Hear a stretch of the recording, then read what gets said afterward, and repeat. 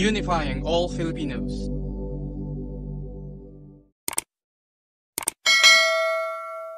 On our previous video, we talked about what is LTMS Portal. Ngayon ay ating aalamin on how to register in LTMS Portal. So watch this video until the end. Ang LTMS Portal ay isang online 24/7 database na ginawa ng LTO upang mapabilis o improve ang services at processes pagdating sa land transportation for both customers and employees. Ano nga ba ang benefits ng LTMS Portal? Fast LTO transaction and services available 24/7, mapataas ang chance of passing sa theoretical exam sa paggamit ng e-learning modules, madaling pagkuha ng CBE certificate para sa license renewal, easier access sa pag-check ng license status online, safe means ng pagproseso ng LTO documents, 24/7 database for accessing LTO-related credentials at documents. Qualifications para sa LTMS Portal online registration. Ang sino mang gusto na mag-transact sa LTO na merong device like desktop, laptop, tablet, or smartphone at stable internet connection, ikaw ay maaaring gumamit ng LTMS Portal. However, it is useful especially to the following: first-time applicants at existing driver's license holders, regardless kung Pinoy or alien residents sa Pilipinas, public transportation fleet managers, franchise holders, at other companies with businesses related to transport, manufacturers, assemblers, importers, rebuilders, dealers, and other entities or MERDO, accredited medical clinics and driving schools, other entities tulad ng diplomats, tax-exempt individuals, returning residents under the $no importation, government agencies, at iba pa.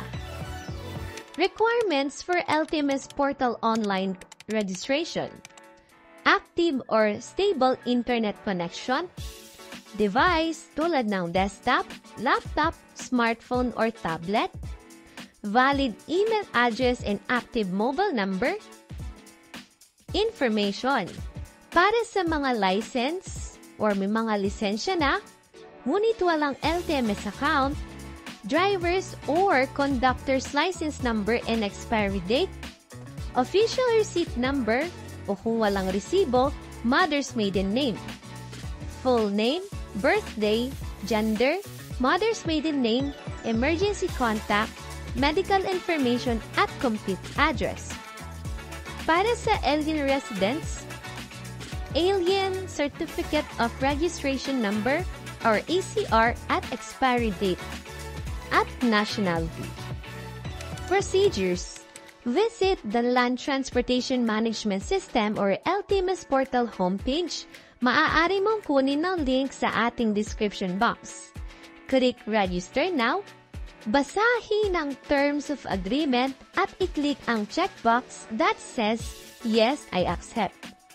Enter the security code and click Next.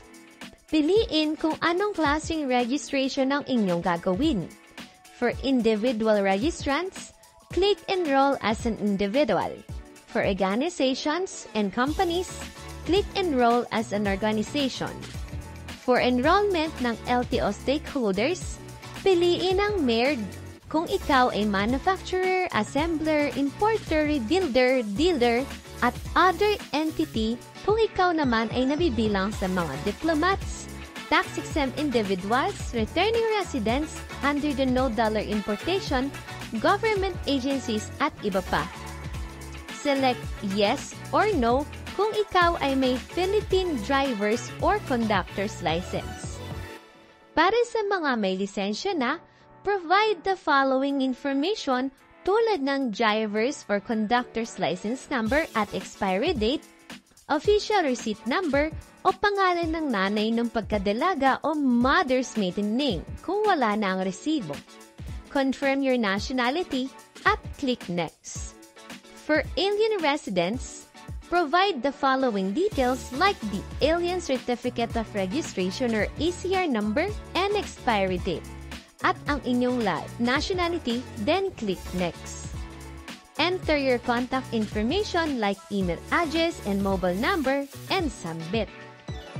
For non-license holders, click No.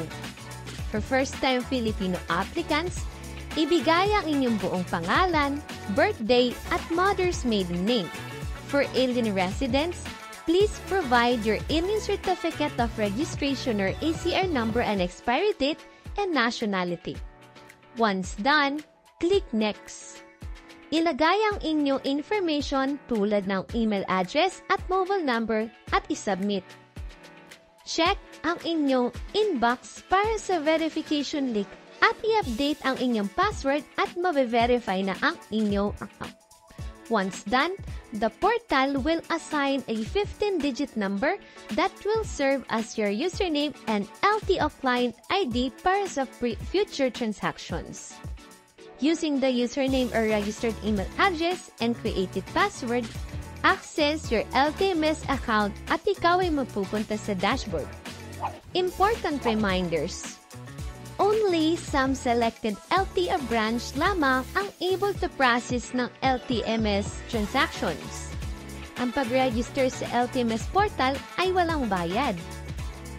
Application at renewal ng driver's license and vehicle registrations, revision at pagkuha ng theoretical course and CDE, pag-view ng transaction history and submitted documents ang iilan lamang sa mga bagay na maaari mong magawa via LTMS portal. We do not provide direct assistance sa LTO. Ang video na ito ay ginawa lamang upang magbigay ng impormasyon. Kung kayo ay may other questions and clarifications, please visit ang nearest LTO sa inyong area. Did you find this video helpful? Let me know your thoughts on the comment section. And don't forget to subscribe sa ating YouTube channel at i-click ang notification bell upang maging updated ka sa mga bagong uploads at susunod na videos. Thank you for watching!